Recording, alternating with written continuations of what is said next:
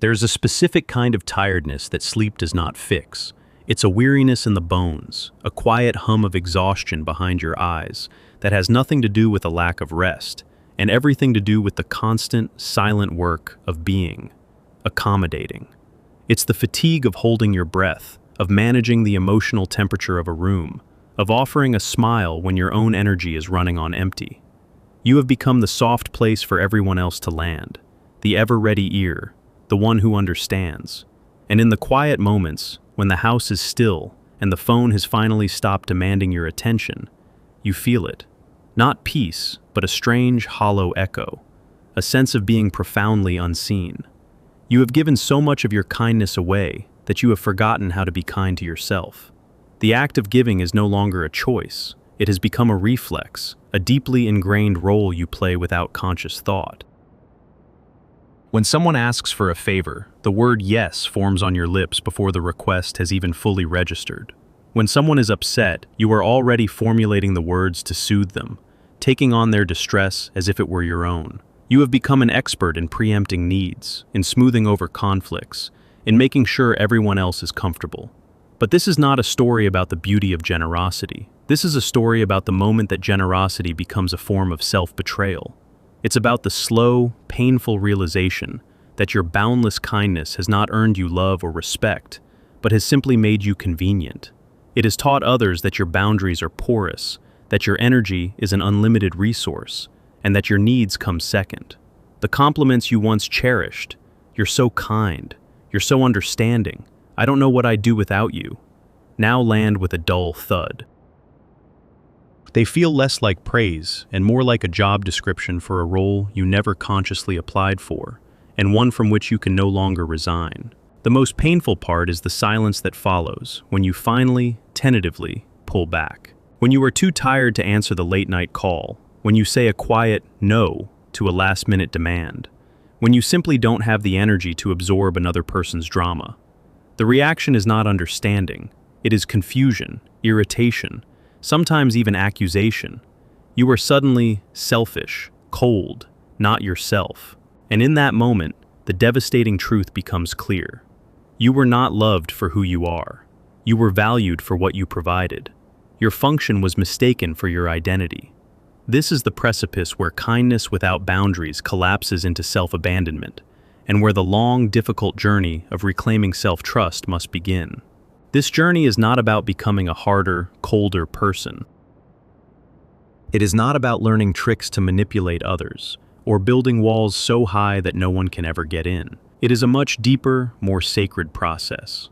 It is a psychological excavation, a journey into the unconscious patterns that taught you that your worth was conditional upon your usefulness. It's about understanding, from a deep, soul-level perspective, why you learned to pour from an empty cup, and how, finally, to begin filling it for yourself. The surface-level advice is familiar and frustratingly simple. Just set boundaries. Just say no. Put yourself first. But for someone whose entire sense of safety and identity has been built around being the giver, these platitudes are useless. They are like telling someone who is terrified of water to just swim. They fail to address the profound, unconscious fear that drives the people-pleasing. The fear of being rejected, the fear of conflict. The fear of being seen as a quote-unquote bad person. The fear that if you stop giving, you will become invisible, unlovable, and utterly alone. This is where we must go deeper than simple behavioral tips. We must look at the psychological architecture of this pattern. From a Jungian perspective, what is happening is not a failure of character, but the overdevelopment of a specific part of the psyche at the expense of another. You have been living in a mask, a persona, that has become so fused with your identity that you no longer know where it ends and you begin. Carl Jung called this social mask the persona. The persona is not inherently bad. It is a necessary part of functioning in the world. It's the professional self you wear at work, the polite self you present to strangers. It is a carefully curated version of you, designed for social harmony and acceptance. For many who identify as empaths or are naturally sensitive, the persona that develops is that of the good person, the helper, the peacekeeper. From a young age, you may have learned that your environment was safer, calmer, or more loving when you were compliant, helpful, and attuned to the needs of others, particularly the volatile emotions of caregivers. You were praised for being mature for your age, for not causing trouble, for being the easy child. This praise was the water and sunlight for the persona of the good person. It grew strong and robust. You learned that being good, being kind, being helpful was your ticket to belonging. It was your strategy for survival. The problem arises when this persona is no longer a flexible mask you can take off at the end of the day. It becomes a rigid cage. You become so identified with being the kind one that any thought, feeling, or impulse that contradicts this image is perceived as a threat. The need to be seen as good outweighs the need to be authentic, and so a vital part of you gets pushed into the darkness. Jung called this hidden part the shadow. The shadow contains all the aspects of ourselves that we deem unacceptable, and therefore repress into the unconscious. For the person trapped in the good person persona, the shadow is not filled with monstrous evil. It is filled with perfectly normal, healthy human impulses. The right to be angry when mistreated, the need for rest when tired, the desire to have your own needs met, the impulse to say, "No, that doesn't work for me." It is the part of you that is selfish in the healthiest sense of the word, the part that is concerned with the preservation of the self. Your boundless kindness is the persona working overtime to keep the shadow locked away. Every time you say yes when you mean no, you are reinforcing the persona and starving the shadow.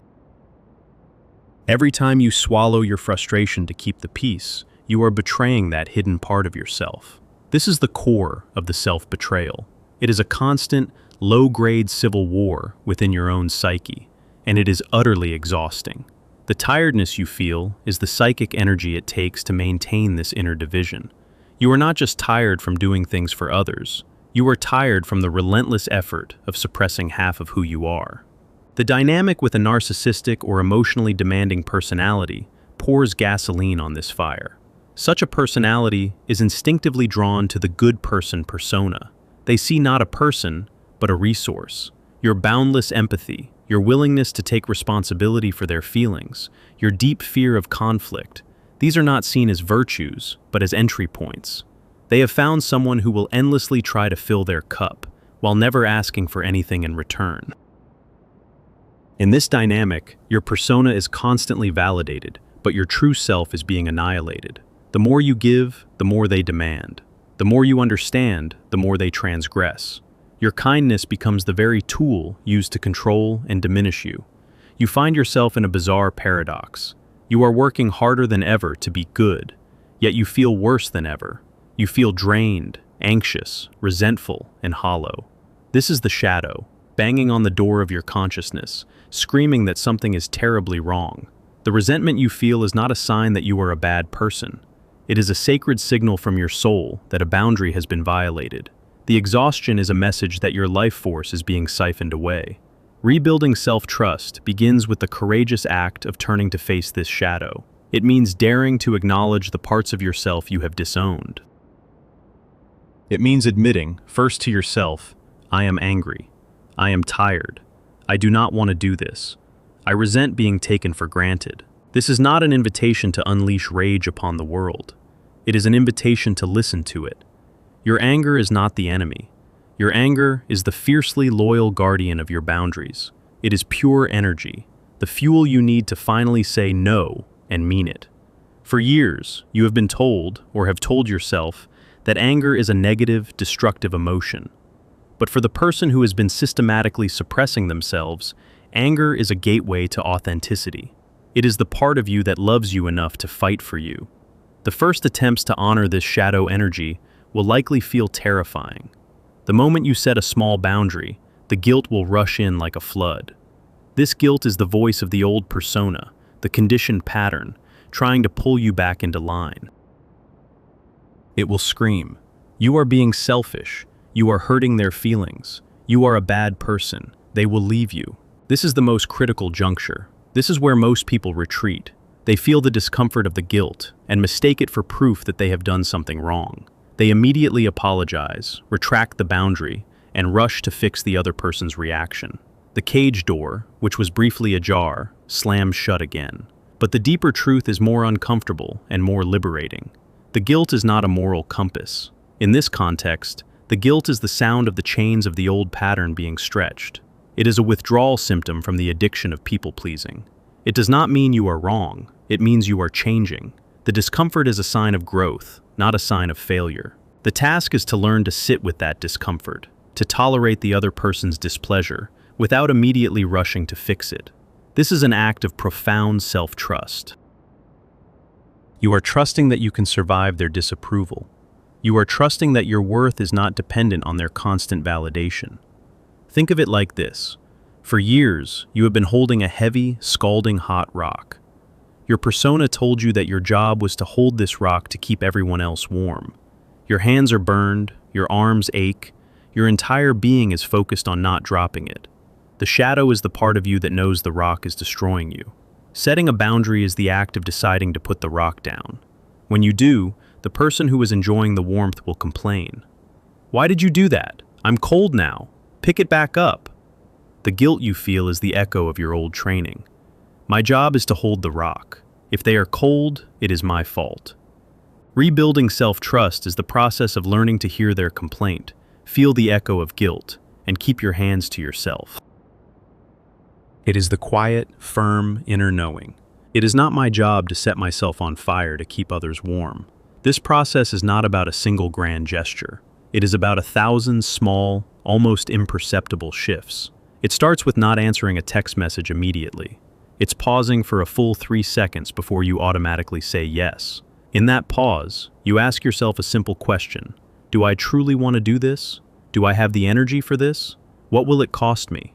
At first, the answer might still be yes, but the pause itself is a revolution. It is the insertion of conscious choice into a previously unconscious pattern. It is you, taking back the controls. Over time, the pause gets longer. Sometimes, the answer that arises from that quiet space is a gentle, "I can't right now." You don't need a dramatic confrontation. You don't need to deliver a monologue about your newfound boundaries. Often, the most powerful boundaries are not spoken, but embodied. It is a shift in your energy. It's the end of over-explaining and justifying your no. A simple, "that won't be possible," is complete. You are no longer on trial, and they are no longer the judge and jury of your worthiness. As you practice this, something remarkable begins to happen. The shadow, which was once a source of shame and fear, starts to become an ally. You realize the anger was just protective energy. The resentment was just a signpost pointing toward your unmet needs. As you integrate these aspects, you become more whole. You are no longer just the good person. You are a complete human being, with the capacity for both kindness and firmness, for both empathy and self-preservation. This is the heart of what Jung called individuation, the process of becoming an undivided individual. It is the journey of reclaiming all the lost, disowned parts of yourself and integrating them into a conscious, authentic whole. A boundary is not a wall.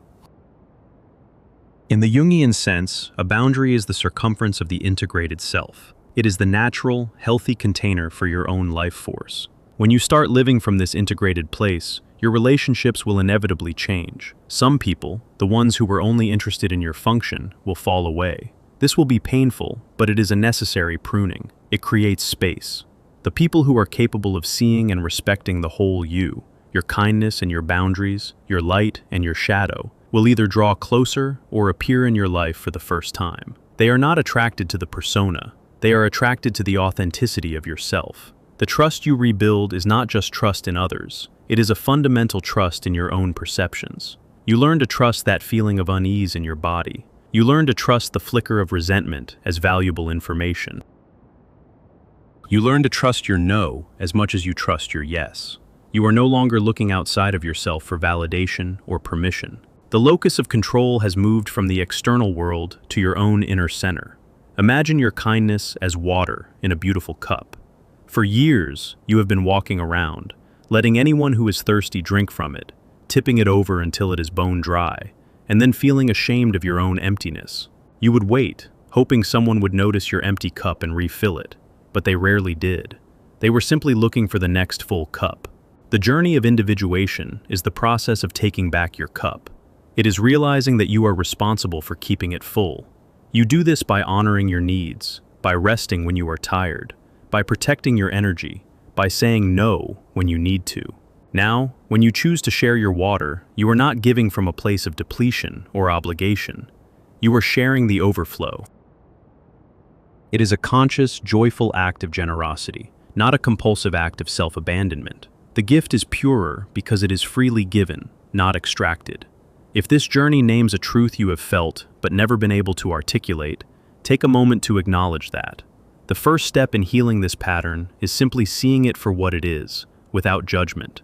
It is not your fault that you learned this strategy to survive. It was, at one time, a brilliant and necessary adaptation, but the life that required it is over. You are no longer that helpless child who needed to be good to be safe.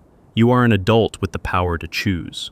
The process of rebuilding self-trust is slow. It requires patience and immense self-compassion. There will be days when you fall back into old patterns, when the guilt wins, when you give away more than you have. On those days, the task is not to berate yourself, but to treat yourself with the same gentle understanding you have so freely given to everyone else. You simply notice, without judgment. Ah, there is the old pattern, I see it, and you begin again. This is not a quick fix. This is the deep, sacred work of a lifetime. It is the reclamation of your own soul from the grip of the persona. It is the brave decision to disappoint others rather than continue to betray yourself. The trust you are building is not just the belief that you can say no. It is the profound, embodied knowledge that your worth is inherent and non-negotiable. It does not increase when you are helpful, and it does not decrease when you are not. You are worthy simply because you exist. As you stand at this turning point, remember the symbol of the cup. Your life force, your energy, your kindness. It is precious. It is not an infinite public utility. It is the sacred water of your own being. The world will not end if you stop offering it to everyone who passes by.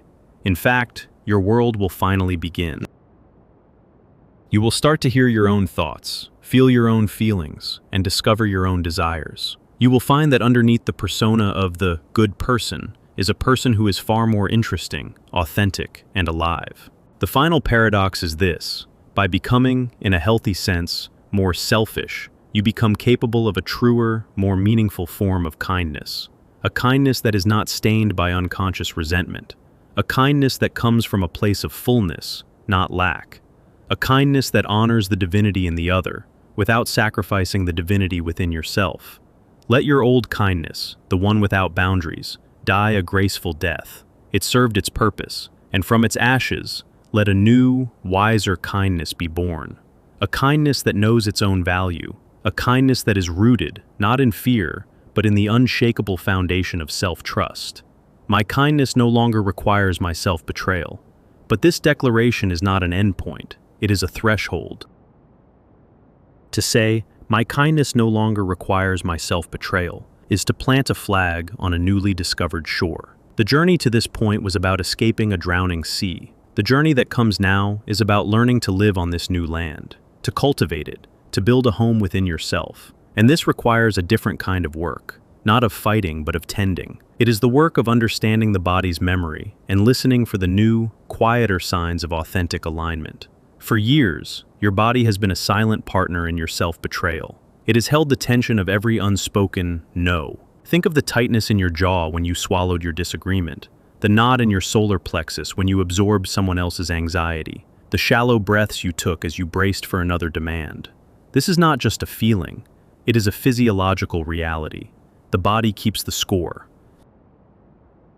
The persona of the good person is not just a mental mask. It is a suit of armor you have worn for so long that its weight and rigidity feel normal. It is the chronic tension in your shoulders, the slight forward hunch as if bracing for a blow, the subtle clenching of your hands. This is somatic memory, the body's archive of your survival strategies. As you begin to embody your boundaries, this physical armor starts to crack and fall away. The process is often uncomfortable. At first, relaxing the tension can feel like vulnerability, like letting your guard down. When you finally allow yourself to take a full, deep breath, you might feel a sudden wave of sadness or anger, the stored emotions that the shallow breathing was designed to suppress. This is the body releasing its archives. It is psychic scar tissue finally beginning to heal. The new signs of self-trust are felt first in the body. It is the feeling of your feet planted firmly on the ground when you state a need. It is the newfound ability to breathe into your belly, a deep, slow rhythm that signals to your nervous system that you are safe. It is the absence of that familiar, frantic energy before a social gathering, the dread of having to perform. Instead, there is a quiet centeredness. You will notice one day that you have gone an entire afternoon without thinking about what someone else might be thinking of you. This is the spaciousness that self-trust creates. The inner signs are just as subtle and profound. The constant, noisy inner critic who once policed your every thought for selfishness begins to lose its volume. Its voice is replaced by a quieter, more compassionate inner narrator. You start to experience a new kind of silence. The old silence was a hollow emptiness, a void left by your self-abandonment. This new silence is full, it is peaceful and generative. It is the silence of being at home in your own company, no longer needing constant external input to feel real. You will find yourself enjoying moments of solitude, not as a brief respite from the demands of others, but as a sacred opportunity to connect with yourself. You will also notice a change in your perception. The world starts to look different when you are not constantly scanning it for emotional threats or needs you must meet. Colors may seem brighter. You might notice the beauty of a passing cloud or the taste of your morning coffee for the first time in years. This is not a fantasy. It is the result of freeing up the massive amount of psychic energy that was once consumed by hypervigilance and people-pleasing. Your life force is no longer leaking out. It is circulating within you, nourishing your own senses, your own experience of being alive.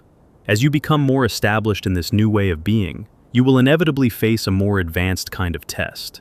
It will not be the simple, early challenge of saying no to a casual request. It will be more complex, more emotionally charged.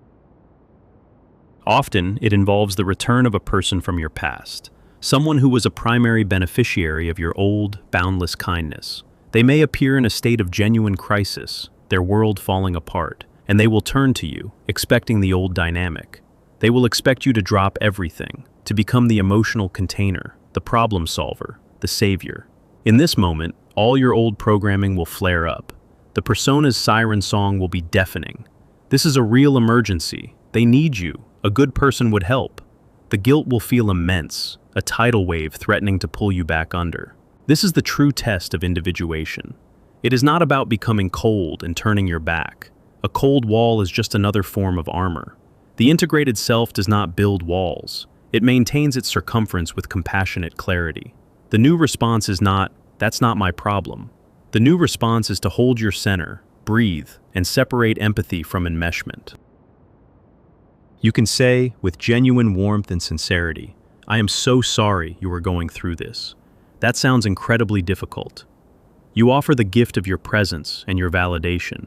You listen, but you do not pick up the rock. You do not offer to fix it.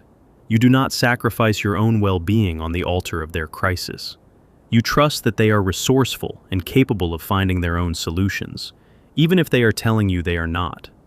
You might offer a form of help that does not deplete you, such as pointing them toward a professional resource. But you do not become the resource yourself.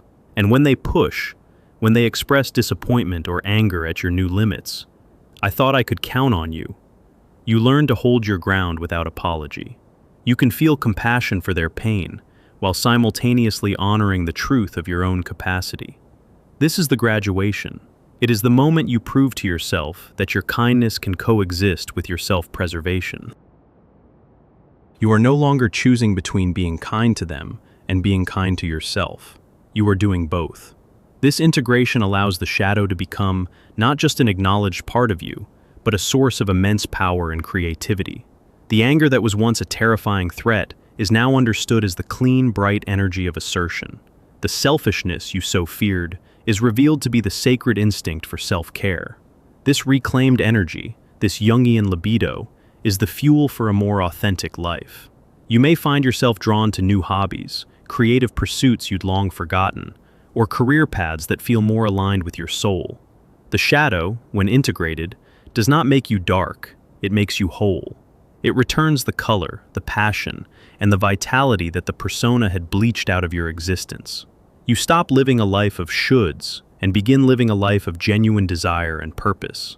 This journey changes the very architecture of your inner world. You are no longer living in a house where all the doors are open, and anyone can wander in, track mud on the floors, and take what they please. You have learned to be a wise and loving steward of your own home. You know which doors to lock, which to open, and who to invite in for tea. You have tended to the garden, and it is beginning to bloom. Do not expect this path to be a straight line. There will be days you revert to old habits, moments where the fear of disapproval wins. But the difference is that you will now see it with clarity. You will not spiral into shame. You will simply notice, with the compassion of a wise parent to a learning child. Ah, that was the old pattern. And you will gently guide yourself back to your center. The goal is not perfection. It is a persistent, loving return to yourself, again and again. Ultimately, rebuilding self-trust is the process of learning to parent yourself. You become your own fiercest protector and your own most gentle comforter. You learn to listen to the whispers of your body, the signals of your emotions, the quiet knowing in your soul, and you trust them above all external voices. The validation you once desperately sought from others, you now learn to give to yourself. This is the quiet revolution. It is the end of the frantic search for worthiness outside yourself. It is the slow, steady, and sacred work of building that worthiness from within, where it belonged all along. The trust you build is a foundation of solid rock beneath your feet, and from this place, your kindness finally becomes what it was always meant to be. Not a plea for love, but an expression of it. A true and powerful gift, offered freely from a cup that is, at last, your own to fill. And you, finally, have come home to yourself.